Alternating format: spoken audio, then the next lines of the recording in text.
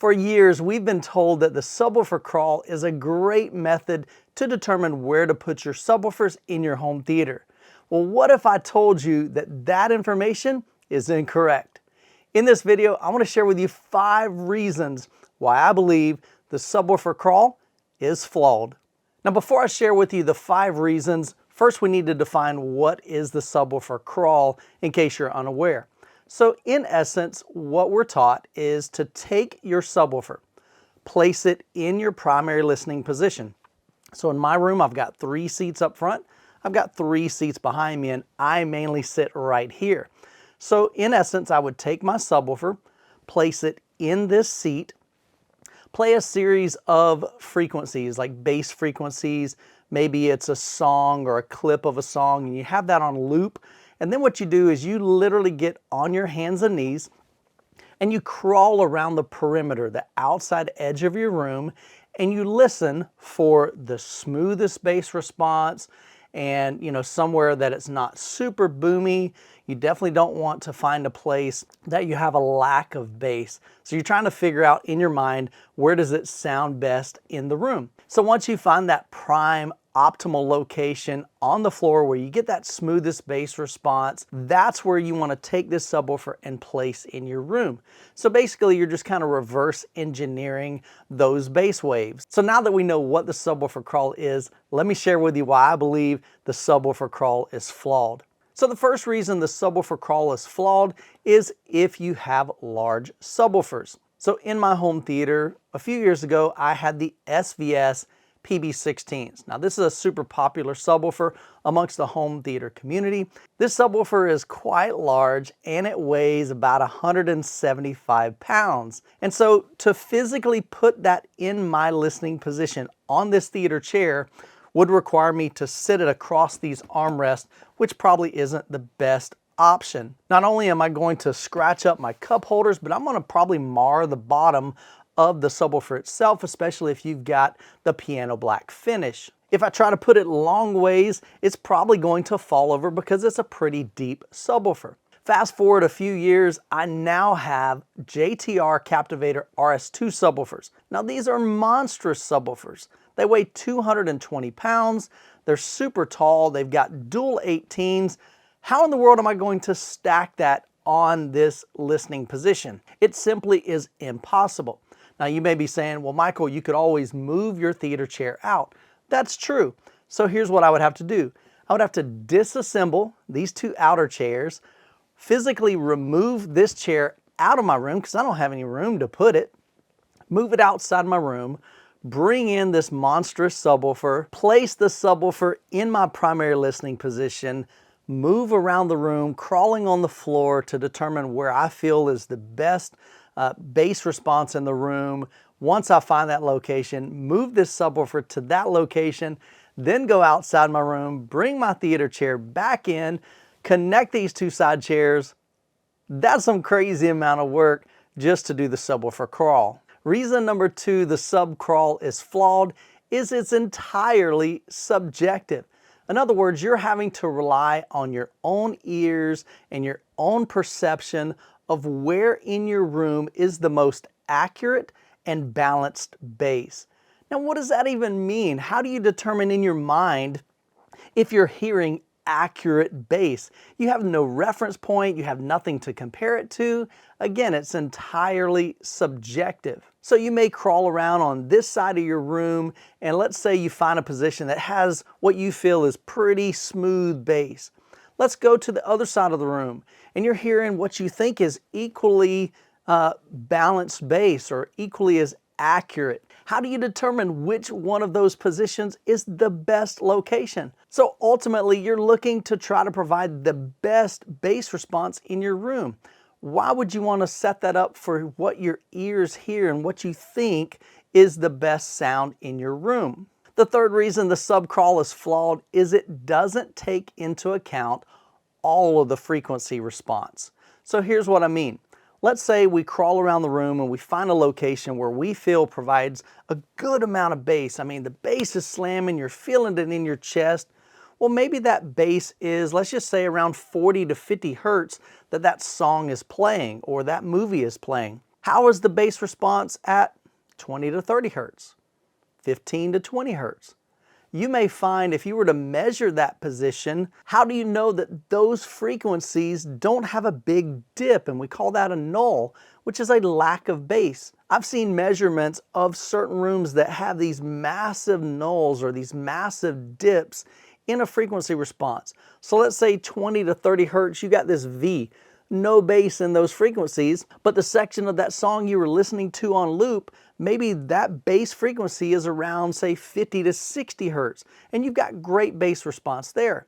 So you're not getting the full picture. There are frequencies that you might be missing out, or maybe even opposite, they may actually be boosted, and so those frequencies are higher than maybe the lower frequencies or vice versa. The fourth reason the subcrawl is flawed is if you have multiple subwoofers, how do you know where to position those?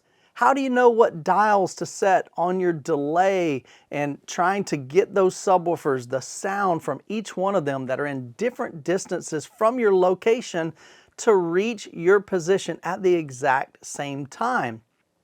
Doing the subcrawl does not provide you with enough information to be able to properly dial those subwoofers in and to properly position those in your room. It's just physically impossible. Now, the fifth and probably the most important reason why the subwoofer crawl is flawed is that let's say you're crawling on all fours, you're trying to figure out the optimal placement for your subwoofer in your living room or in your home theater or that dedicated space, and your significant other or your spouse or your child walks in and sees you crawling around on the floor. They're going to want to send you to the Looney bin. It looks ridiculous, it's absolutely crazy, and they're going to think you have absolutely lost your mind. So the truth is there are much better ways to find the optimal placement for your subwoofer or subwoofers in your room than by using the subwoofer crawl.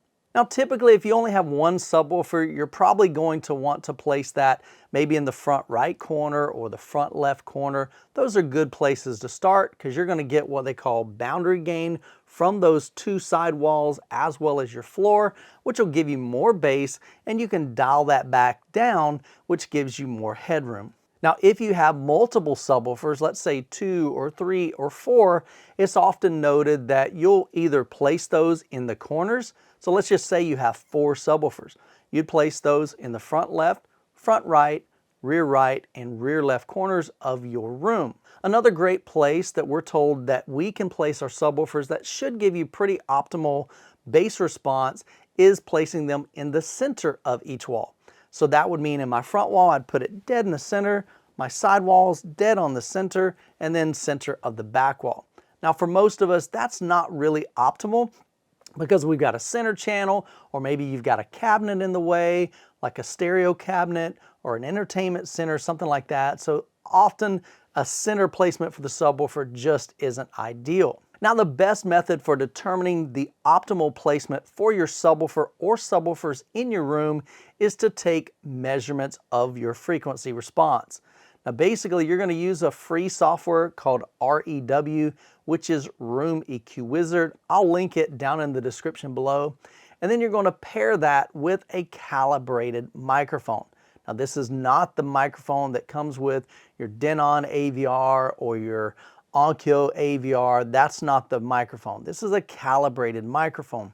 You're going to connect that to, say, a laptop, and then we're going to connect it to your AVR, run some frequency sweeps through your sound system, and it's going to take measurements of what that frequency response looks like. Some of the most common calibrated microphones would be the Mini DSP UMic 1, and now they have a new version called the UMic 2.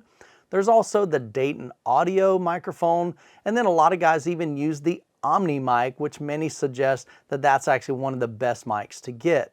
Now, again, I'll have links to these down in the description below if you're interested in one of those. Now, with REW and the calibrated microphone, you can run some frequency sweeps through your system. It takes that measurement, and you will see on a graph how flat that frequency response is. So let's say you're measuring from 20 hertz to 80 hertz. Optimally, you want that line to be pretty horizontal. You don't want to have a flat frequency response and then let's say from 40 to 50 hertz, the line goes way down here like this. That means you're going to have a lack of bass in those frequencies. Likewise, you don't want to see this big bump that goes up.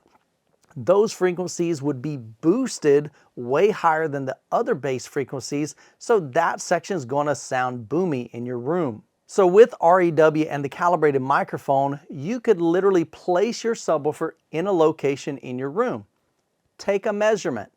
So in REW, you can actually name that. Maybe you say position 1, and then I would recommend taking like some painter's tape, marking the corners of the subwoofer where it's at, and putting a number 1 on that.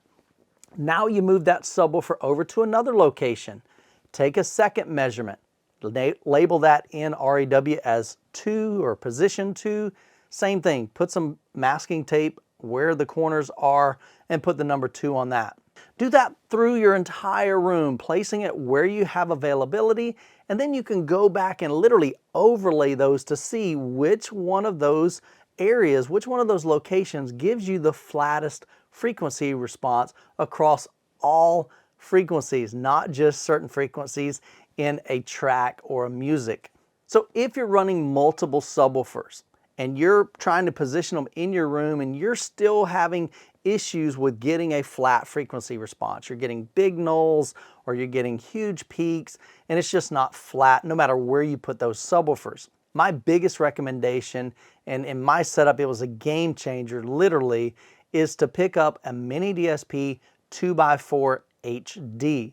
Again, I'll have links to it down in the description below, and I'll also include a link to the video I made on the Mini DSP 2x4 HD. Now, REW and the calibrated microphone allow you to just physically see what's going on in your room, but you don't have a way to make any changes to the parameters, the EQ, the time delay, and so forth. So with the Mini DSP 2x4 HD, it essentially is a device, it's a DSP device that sits in between your AVR and your subwoofer. And so you would come out of the subwoofer out on the AVR and you would go into the line in on the 2x4 HD. Then on the back of that, it has up to 4 RCA cables or connections, so you could hook up to 4 subwoofers from that. So again, you don't want to use both inputs. It's just way easier because there's only one LFE channel. So we go into this Mini DSP, out from there to each one of our subwoofers. Now in the software, in the Mini DSP, you can use REW, measure your first subwoofer and get that frequency response. Now you can measure it with both subwoofers. Let's say subwoofer 1 and subwoofer 2. Take a measurement, but then you can add EQ, time delay to where those two subwoofers are playing nicely and working together versus fighting against each other and creating nulls or peaks. Add the third subwoofer, calibrate it. Add the fourth subwoofer, calibrate it. So it allows you to take all of the amount of subwoofers that you have and calibrate those using time delay. You want to time align each subwoofer so that the sound from that subwoofer is reaching this position, my primary listening position, the same time as that subwoofer is, as that subwoofer is, and as that subwoofer is. If they're all reaching me at the different times, we're going to cause all kinds of havoc in our frequency response. And that again is just something you cannot do accurately with the subwoofer crawl alone. You can also use the Mini DSP 2x4 HD to pull down any areas that are peaks, okay? So it's really hard to boost a null, a lack of bass, because there's no information there. There's a cancellation of frequencies. And so usually you have to move that subwoofer to another physical location, or maybe time aligning will allow them to have a flat frequency response and they're not canceling each other. But you can also, like I said, you can EQ it and do your best to kind of balance that out to where you have a relatively flat frequency response across all frequencies in those bass regions. Now, I in no means am an expert on mini DSP and REW, but there's some great resources out there, and one of the guys that I'm going to point you to is this playlist right here from Brad Home Theater Gamer. He's got an incredible series that'll walk you through how to set up the mini DSP and walk you through how to take those measurements and dial in your subwoofers. Let me know in the comments if this video has been helpful, and as always, you guys be blessed, and we will catch you in the next video.